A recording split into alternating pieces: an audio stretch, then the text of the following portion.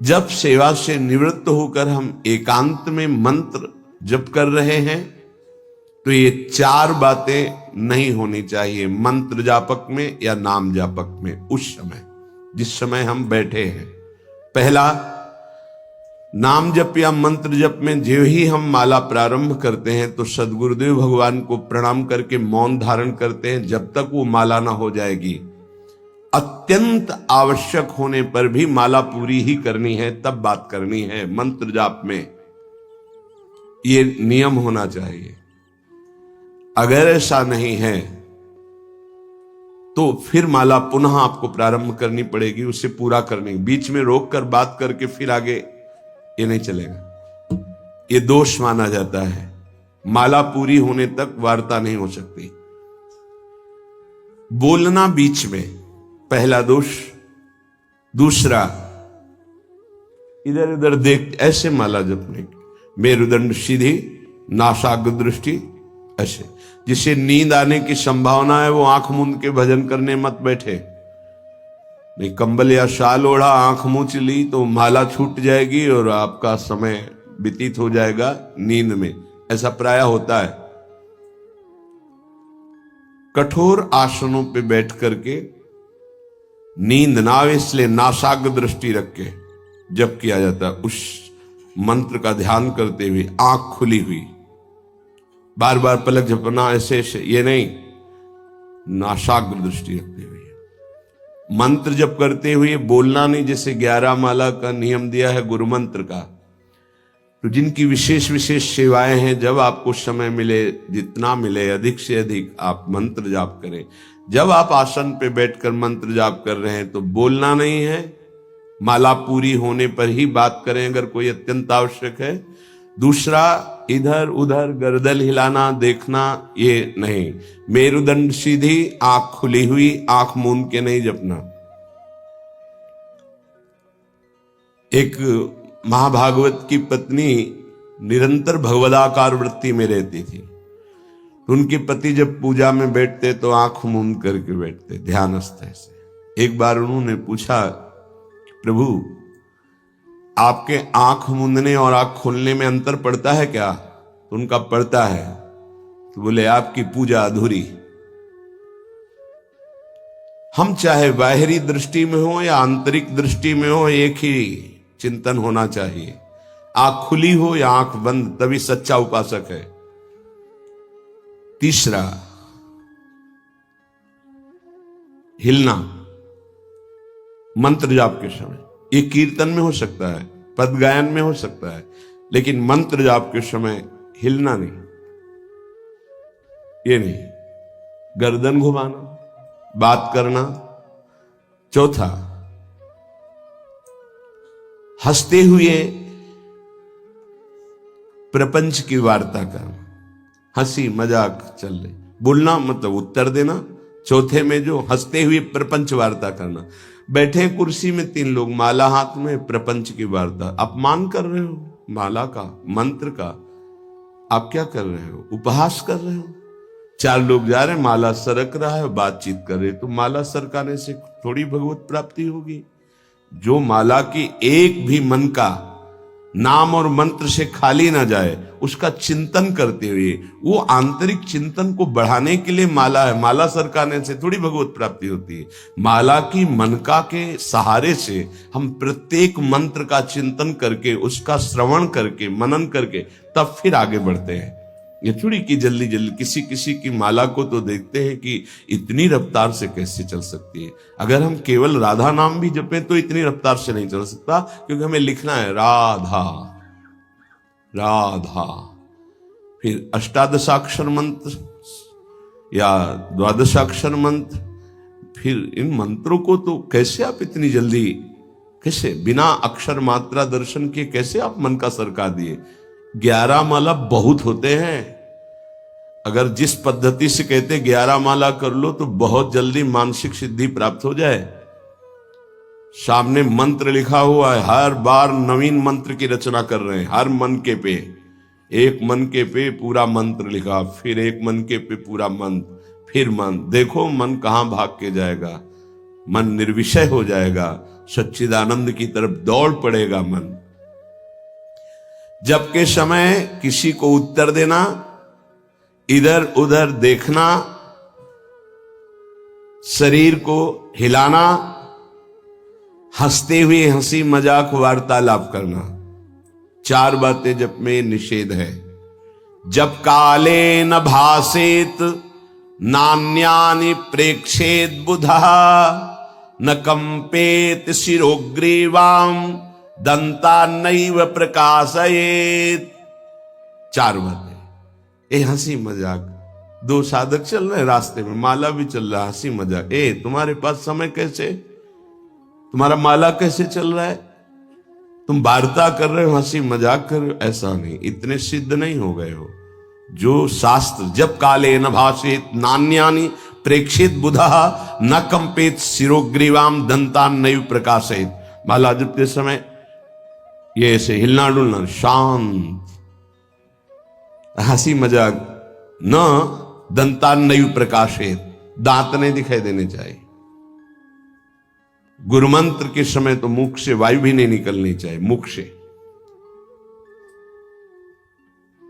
बस ये स्थिति, थोड़ा दांतों के बीच में जगह है, जिह्वा का अग्रभाग ऊपर के दांत के जोड़ पे है, हल्की सी नाक की श्वास से मंत्र का उच्चारण है, उसी का श्रवण है, और नेत्रों से दृष्टि में हम देख रहे हैं।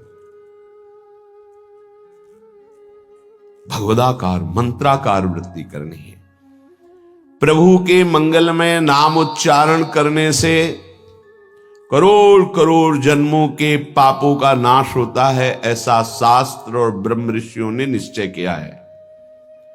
भगवान का नाम उत्तम श्लोक है, पवित्र कीर्ति है। जो नाम जप करता है वो पवित्र कीर्ति वाला हो जाता है, वो उत्तम श्लोक भगवान को प्राप्त कर लेता है, भगवत स्वरूप हो जाता है। इस मार्ग में चलने वाले उपासक से, चाहे वो ज्ञान मार्ग का हो या भक्ति मार्ग का हो, कोई पाप बन जाए तो शास्त्रोक्त प्रायश्चित करने की आवश्यकता नहीं है। जैसे कृच्छ व्रत, चंद्रायण व्रत, बड़े बड़े कठोर व्रत पापों का प्रायश्चित करने के लिए हैं, वो केवल नाम जप, नाम कीर्तन अपना बढ़ावे, उसी से सारे प्रायश्चित हो जाएंगे। जप करने वाले को अन्य प्रायश्चित करने की आवश्यकता नहीं है। जब तक अनंत जन्मों के हमारे पाप हैं, तब तक हमारी नाम में रुचि नहीं होती। ये बहुत ध्यान देने का विषय है कि जब नाम की इतनी महिमा है तो सब लोग नाम में क्यों नहीं लगते? बोले इसलिए नहीं लगते कि इतने पाप हैं कि नाम की तरफ रुचि ही नहीं हो सकती। जैसे कोई कहे कि चीनी चीनी चीनी कहने से तो क्या मुंह में मिठास आ जाएगी क्या? भोजन भोजन भोजन करने से क्या पेट भर जाएगा क्या? तो ऐसे ही कृष्ण कृष्ण राम राम राधा राधा करने से क्या राधा मिल जाएंगे क्या? बड़े तर्क होते ना दिमाग में। वो जड़ वस्तु है, वो न पहले थी न बाद में रहेगी, बीच में भी उसकी सत्ता नहीं है। नासतो विद्यते भाव। और जो भगवान को अधीन कर ले, भगवान से भी महान, जिसकी महिमा स्वयं भगवान नहीं वर्णन कर सकते। कहूं कहां लगी नाम बड़ाई, राम न सके नाम गुण गाई। वो इन भौतिक पदार्थों के नाम जैसा नहीं है, वो सच्चिदानंद है। स्वप्रधानमेव पुरुषोत्तम कीर्तनम पाप प्रध्वंसन हेतु।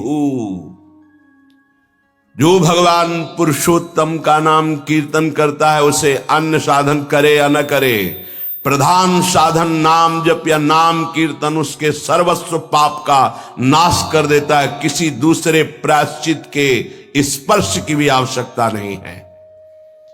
केवलमेव हरि कीर्तनम कृष्ण पापक्ष हेतु नान्य समुचितम नतरा मन्यांग भूतम। केवल नाम जप नाम कीर्तन संपूर्ण पाप और पाप प्रवृत्ति को विध्वंस कर देता है।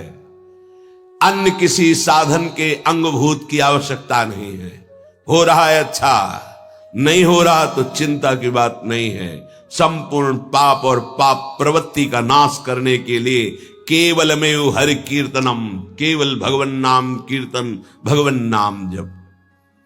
नरक हेतु संस्कारः प्रायश्चित्त निर्वर्ते न सजाति योत्पादकः भक्त्या पुनरुभव विधोपीति भक्तेरे वात्यंतिक शुद्ध हेतुत्वम न कर्मणाम। जैसे निश्चित हो चुका है आपके पाप कर्म से बन चुके कि नरक जाना है, निश्चित हो चुका है, अब उसको मिटा सकता है तो केवल नाम जप मिटा सकता है, दूसरा कोई साधन नहीं है। न कर्मणाम, कोई ऐसा कर्म नहीं कि अब तुमको रोक सके नरक जाने से। ऐसे आचरण बन गए तो बोले नरक का हेतुभूत जो कर्म हुआ, जो पाप जमा हुए, उसमें भस्म करने के लिए और भी प्रायश्चित हो सकते हैं, लेकिन उसकी जो वासना है, जो संस्कार है, जो पाप प्रवृत्ति है, वो किसी में नष्ट करने की सामर्थ्य नहीं, किसी कर्म में, वो केवल नाम जप में है। नाम बड़े बड़े पापों को विध्वंस करके पाप की वासना, संस्कार, प्रवृत्ति का नाश कर देता है। संस्कार निवृत्त हो जाना है बहुत कठिन बात है, पाप निवृत्त होने के तो बहुत साधन बताए गए हैं। अतः एकमात्र नाम जप, नाम कीर्तन पाप प्रवृत्ति, पाप संस्कार, संस्कारों की निवृत्ति कर देता है। अत्यंत शुद्धि साधन मावृत्ति गुणकम कृष्ण कीर्तनम अत्यंत शुद्धिश्च सह वासनाभि पापानां परिचयः भविष्यद्भिः पापैरनुपश्लेषः फलमावृतिः प्रारब्ध परिक्षये च युक्तमेवावृत्तोपेक्षणम्। यदि बार बार नाम की आवृत्ति की जाए, राधा राधा राधा राधा, बार बार श्री कृष्ण कीर्तन किया जाए, नाम जप किया जाए, तो किसी अन्य साधना से जो शुद्धि नहीं होती वो बहुत जल्दी ये नाम जप से, नाम कीर्तन से होती है। वासनाओं के साथ समस्त पापों का नाश हो जाना अत्यंत शुद्धि है। भविष्य में कभी किसी पाप का संपर्क जो भूल से, चूक से, कुसंग से, उपासक से बन जाता है, वो तत्काल भस्म हो जाता है। तत्काल इतनी भीषण जलन प्रायश्चित पैदा होती है कि उसके लिए नहीं कि अभी का पाप शाम तक भी टिक पाएगा, नहीं, तत्काल प्रायश्चित होता है। नाम जप से तत्काल ग्लानि, इतनी जलन क्यों, भस्म हो जाता है। और अगर उपासक चाहे तो प्रारब्ध का क्षय भी कर देगा। प्रारब्ध अर्थात जो शरीर भोग निश्चित हो चुका है। ऐसा न समझे कि नाम जापक भजन करने वाला प्रारब्ध क्षय नहीं कर सकता। हर रोग को नष्ट करने की सामर्थ्य है, पर वो अपने नाम जप की जो आवृत्ति कर रहा है, अव्यावृत भजना, बार बार नाम जप कर रहा है, वो आराध्य देव के विधान को जानकर सुखी होने वाला उपासक हो जाता है। पाप क्षय हुआ, पाप की प्रवृत्ति का नाश हुआ, आगे भूल चूक से पाप हो जाए उसका भस्म करने की सामर्थ्य उसमें, प्रारब्ध को क्षय करने की सामर्थ्य होते हुए भी भक्त अपने प्रारब्ध को क्यों भोगता है? क्योंकि वो उस भजन से अपने आराध्य देव को प्रसन्न देख करके, मन जहां है सावई मना कृष्ण पदारविंदेव, अब उसे प्रारब्ध कोई दुखद नहीं लगता, अपने स्वामी का मंगल विधान लगता है, वो उसे सहज में भोग लेता है। यदि चाहे तो उसे तत्काल भस्म कर दे प्रारब्ध को। आगे इसका वर्णन करते हैं। अप्रारब्ध प्राचीन पापक्षय सकृत कीर्तनमेव साधनमिति निरपवादम अन्नवचनानि संत्य अनंतानि। प्रारब्ध से भिन्न पापों का क्षय समझना। अप्रारब्ध प्राचीन पापक्षय, बिना प्रयास के नाम जप से वो क्षय हो जाते हैं। प्रारब्ध के लिए संकल्प करना पड़ता है और भक्त संकल्प रहित होता है, इसलिए प्रारब्ध को भोगता है। जो प्राचीन पापाक्षय अप्रारब्ध, जो प्रारब्ध में नहीं है, पूर्व संचित जमा पाप कर्म है, वो सकृत कीर्तन में साधनमिति, एक ही साधन भगवन नाम कीर्तन, भगवन नाम जप, वो स्वाभाविक नष्ट हो गया। निरपवादम, इसमें किसी का कोई तर्क नहीं है। पर प्रारब्ध को क्षय करने के लिए संकल्प करना होता है। ये मेरा रोग नष्ट हो जाए, ये कभी भक्त नहीं कर सकता। इसीलिए बड़े बड़े संतों को कष्ट में देखा गया। शारीरिक अप्रारब्ध स्वाभाविक क्षय हो जाएगा, पर प्रारब्ध के लिए संकल्प करना पड़ेगा। इसलिए भक्तजन अत्र वचनानि संत अनंतानि, संतों के अनंत वचन पाए गए। क्या कि जैसे मेरे प्रभु रख रहे हैं वैसे मैं बहुत राजी हूं। मेरे स्वामी जैसे मुझे रख रहे हैं, जोई जोई प्यारो करे सोई मुई भावे, तेरा किया मीठा लागे। क्या बड़े बड़े महापुरुष के तेरा किया मीठा लागे। प्रभु आप जो विधान कर रहे हो वो प्रारब्ध क्षय के लिए संकल्प नहीं करते। कीर्तनात् पापक्षय तदा वृत्त्या तद विषयाणाम वासनानाम प्रचयः अपचयश्च पाप वासनानाम ततो भगवज्जनो सेवा सात्यताम ततस् तदुपवर्णित महिमनि भगवती पुण्य श्लोक शेखरे भगवती नैष्ठिकी भक्ति तत्शोकादि नाम अत्यंतोच्छेद ततः सत्वस्य परमोत्कर्षः तत्व साक्षात्कार ततो मुक्ति रीति अयमर्थः। ओह, बड़ी अद्भुत बात वर्णन कर रहे हैं। ये कीर्तन केवल पाप का ही नाश नहीं करता, नाम जप, ये नाम जप बार बार जो आवृत्ति की जाती है, इससे उपासना की वृद्धि होती है, वासनाओं का नाश होता है। इसके पश्चात भगवत प्रेमी महात्माओं का सानिध्य मिलता है। ये बड़े गूढ़ विषय है। जब तक आपके पाप क्षय नहीं हुए तो आप संतों के सन्मुख नहीं पहुंच सकते। भगवत कृपा हुई, कैसे पाप क्षय हुए? श्रवण सुजस सुनी आयऊ।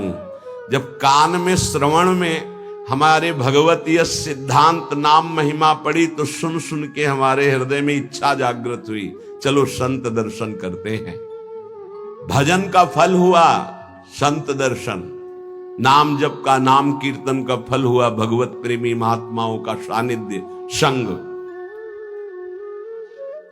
ततो भगवज्जन सेवा सात्यतम। फिर उसके हृदय में उन महापुरुषों की सेवा करने का मन होता है। क्या करूं जिससे ये प्रसन्न हो जाए? फिर उन महापुरुषों के द्वारा ततस् तदुपवर्णित महिमनि भगवती पुण्य श्लोक शेखरे भगवती नैष्ठिकी भक्ति। कैसे प्रभु में निष्ठा जागृत होती, वो उपदेश करते हैं।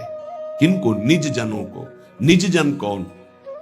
जो नाम जप नाम कीर्तन के द्वारा जिनका पाप क्षय हुआ, पाप वासनाएं नष्ट हुई, एक उपासना जागृत हुई कि हमें संतों का सानिध्य मिले।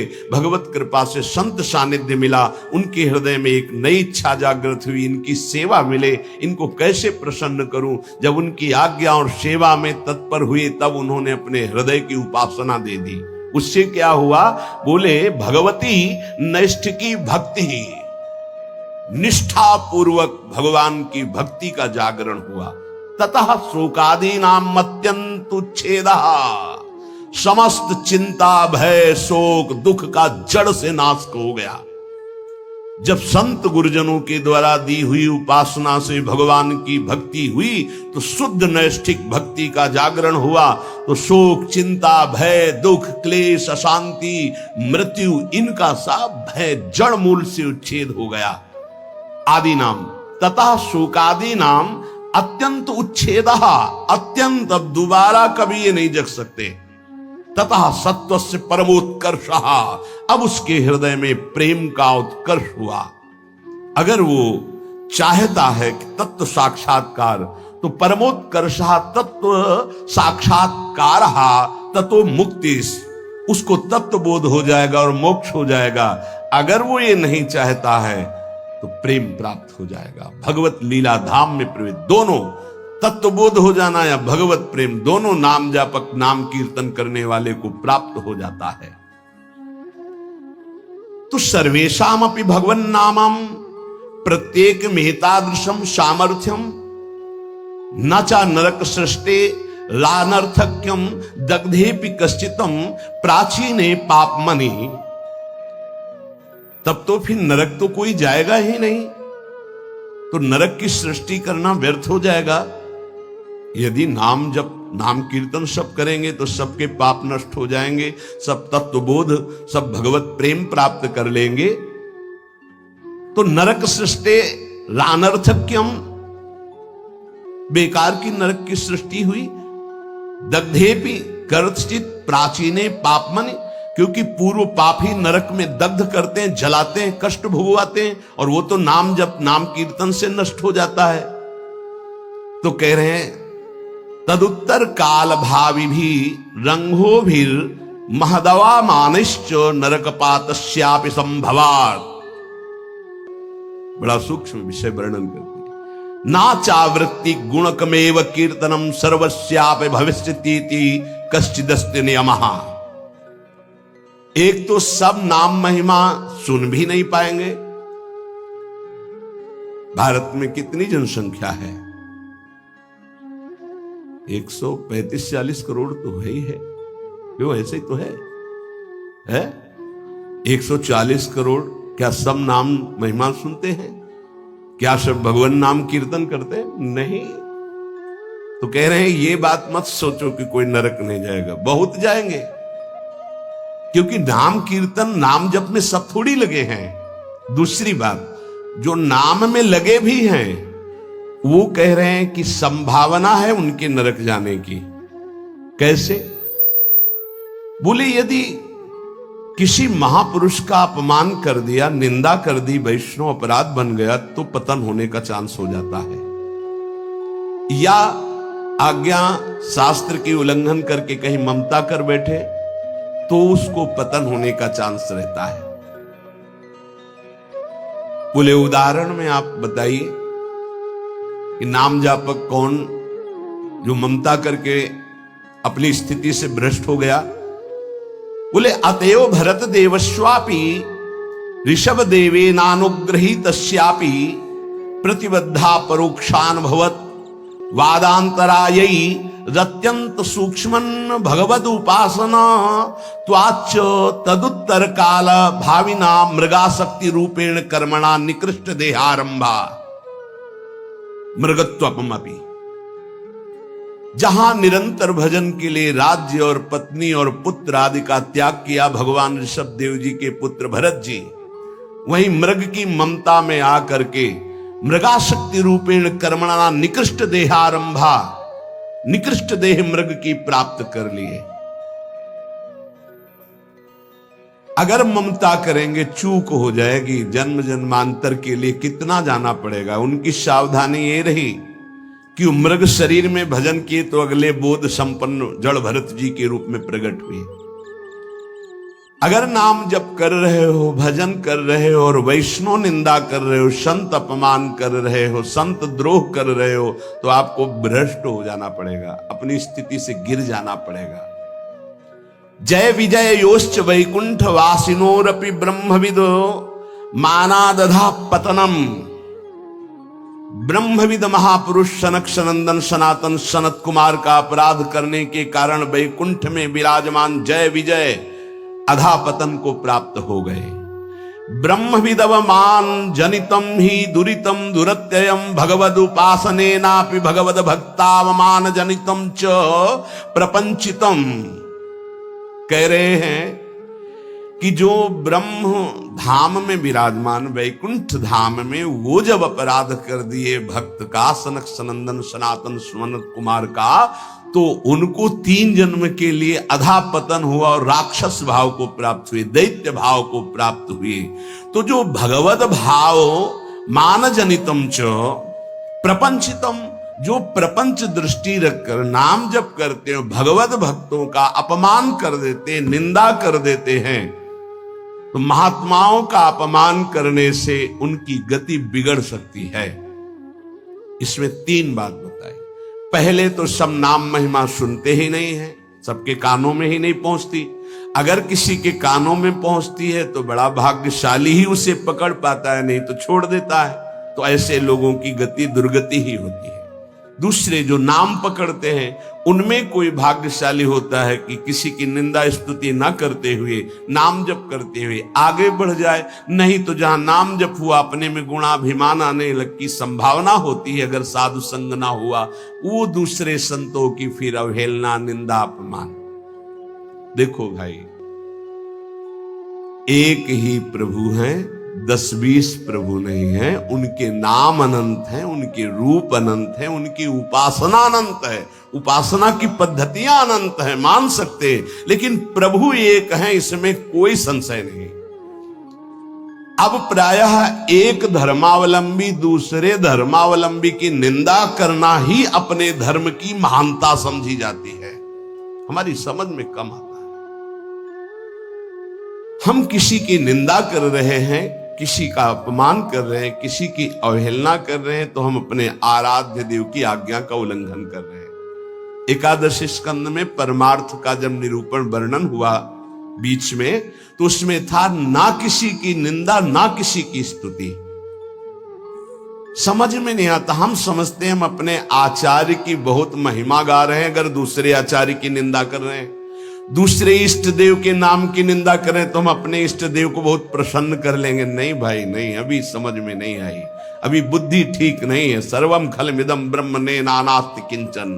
श्री कृष्ण चंद्र जी कह रहे हैं, मत्ता परतरम नान्यत किंचित अस्ति धनंजय, मेरे सिवा कोई नहीं, फिर तुम उनके दास हो। तुमको नहीं दिखाई दे रहा तुम्हारा आराध्य देव स्वरूप में? अवहेलना, उपहास, दूसरे धर्म की अवहेलना अर्थात अपने आराध्य देव की, दूसरे वैष्णव की, दूसरे संत की, दूसरे उपासक की निंदा अर्थात अपने आराध्य देव की कह रहे हैं। जय विजय योश्च वैकुंठ वासिनोरपि ब्रह्मविदव मानादधः पतनम, अधः पतनम। वैकुंठ से पतन होना असंभव, लेकिन इस असंभव पद से भी पतन हो गया महापुरुषों का अपमान करने से। और तो सब छोटी बात है।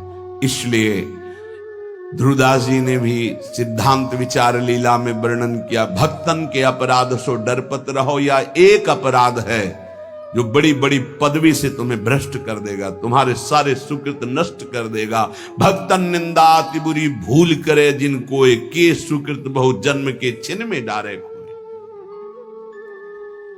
अगर कहीं कोई दंभ पाखंड कर रहा है, वो खुद भोगेगा, वो खुद ठग रहा है अपने आप को, खुद जल रहा है, तुम नहीं देख पा रहे। तुम अपने आराध्य देव को देखो, तुम अपनी उपासना को परिपक्व करो, तुम अपनी वासना को नष्ट करो, अपने हृदय में दंभ पाखंड मत आने दो, ये साधना है। नाम सर्व मंगलकारी। अगर महापुरुषों की स्थिति को देखो तो नाम में बहुत जल्दी प्रीति हो जाएगी। एक पलटू दास जी नाम के बहुत प्रेमी महापुरुष हुए हैं। पलटू दास जी बहुत बड़े भक्त हुए, अवधपुरी में रहते थे। ये स्वयं कह रहे हैं कि नाम भगवान ने ऐसी कृपा करी कि कीच मच गई नाम की। नाम की कीच बिना सने कोई जाएगा नहीं। भक्तों के पास ये होता है, उनके समीप जाओ, नाम सुनने को मिलेगा, नाम महिमा सुनने को मिलेगी, और तुम्हें नाम में लगना ही पड़ेगा। ऐसी भक्ति चलावे मची नाम की कीच, मची नाम की कीच बूढ़ा और बाला गावे, पर्दे में जो रहे शब्द सुन रोवत आवे। जैसे भोरी सखी हा प्रियाजू हा लाडली, तो जो सुने कदम रुक जाए और हृदय में द्रवण क्रिया हो जाए, आंखों में आंसू आने लगे। प्रियाजू बाबा पे कृपा कर दो। पलटूदास बाबा जी से जब वो जोर से भगवान नाम उच्चारण करते तो कोई पर्दे में कहीं भी, घर मकान कहीं भी उसके कान में पड़ता तो रोना आ जाता। ऐसी नाम की प्रीति उनके हृदय में जगी। बोले कीच मचा दी नाम की अवध में, पलटू दास बाबा। ऐसी भक्ति चलावे मची नाम की कीच, मची नाम की कीच बूढ़ा और बाला गावे। पर्दे में जो रहे शब्द सुन रोवत आवे, सामने उपस्थित हो जाए। भक्ति करे निर्धार रहे त्रिगुण ते न्यारा, आवे दे लुटाए आप ना करे आहारा। जितना वैभव सुख संपत्ति आवे सब संत सेवा में, भगवंत सेवा में आप अपने हिसाब से चलना, ना करे आहारा। उस संपत्ति का भोग नहीं। भक्ति करे निर्धार, कोई आधार नहीं, कोई पदवी, कोई मोक्ष, कोई कल्याण, कोई निमित्त नहीं। सहज भक्ति रहे त्रिगुण ते न्यारा, सतोगुण रजोगुण तमोगुण तीनों से ऊपर उठा हुआ महापुरुष नाम जापक साधु। आवे दे लुटाए आप ना करे आहारा। आए हुए संपत्ति वैभव को, संत सेवा भगवंत सेवा, आप उसका भोग नहीं। मन सबको हरि ले सबन को राखे राजी, सबन को राखे राजी। ये भक्ति की महिमा है। मन सबको हरि ले सबन को राखे राजी। किसी का भी द्रोह नहीं। भक्त के सामने कोई भी आ जाए, किसी भी संप्रदाय का, किसी भी धर्म का, सबका आदर, सबका स्वागत, सबको सुख प्रदान करना। क्या जानो भक्ति का स्वरूप क्या है? मन सबको हरि ले